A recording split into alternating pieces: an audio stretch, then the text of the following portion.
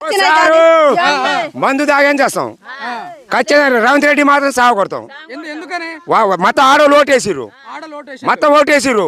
Free bus ఇచ్చిండు, చాయ్ తాగడానికి పోతుర్రు. మా పొలాలు మొత్తం ఎండిపోతున్నాయి, మొత్తం జీవాలు వేస్తున్నాయి.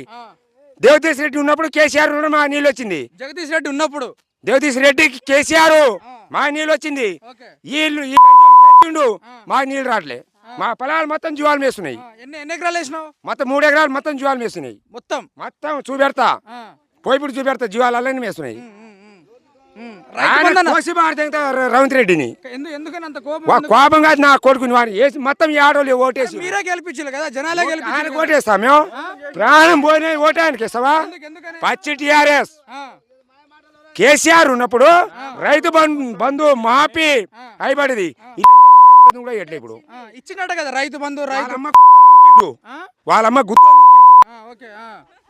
రైతు బంధు వాళ్ళమ్మకి ఇచ్చిండు. దొంగలని మళ్ళీ చెప్తా ఉన్నాడు కదా, మళ్ళీ జనాలు నన్ను ఆదరిస్తున్నారు, మళ్ళీ నాకే ఓట్లు వేస్తారు. ఆయనకేస్తాం, ఈసారి ఆయనకేస్తాం. కోసి భారత జనతా ఈడికి రావాలి కానీ కోసి భారత జనతా. ఎందుకు రోడ్ల మీద పడ్డారు మీరు గెలిపించి? ఏదే మీరు ఆయనకు మేము ఓటు కూడా వేయలే. పెన్బాడమల్ల అంటే రాగి చేరు రామచంద్ర కుంట, మన దేవదీష్ రెడ్డి చెప్పేది రామచంద్రం కుంట కాదు, అక్కడ మా నీళ్ళు వచ్చేది.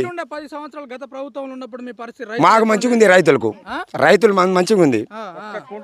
కుంట ఎండి పోలే రైతు బంధు యాసంగి వానాకాలం మందు కట్టలకు డీజిల్ కి ఆయన అందించిండు. ఈ లంచడు మాకు ఏమి ఇప్పియలే. దొంగ నా కొడుకు. గెలిపిస్తారా? మళ్ళీ ఎట్లా ఉండబోతుంది? మీ జనాలు ఏమనుకుంటారు, ఊర్లో ఏమనుకుంటారు? దీని ఓట్లు వేస్తామని దీని నోట్ల సరిగా ఈ దాకా పెడతాం. అంతేనా? పేపర్లు ఇచ్చినా లేదు, సెల్లులు ఇచ్చినా లేదు, మొత్తం ఆ లంచుడు మాత్రం బతుకుడు. కానీ ఇప్పుడు రేవంత్ రెడ్డి సార్ చెప్తా ఉన్నాడు, లేడీస్ అందరూ హారతి పడతా ఉన్నారట, మాకు బస్సు పథకం ఫ్రీ పెట్టినందుకు అంటున్నారా? వాళ్ళకి సాయం చేసిండు. గ్యాస్ ఫ్రీ అన్నాడు. గ్యాస్ ఏది నిన్న 9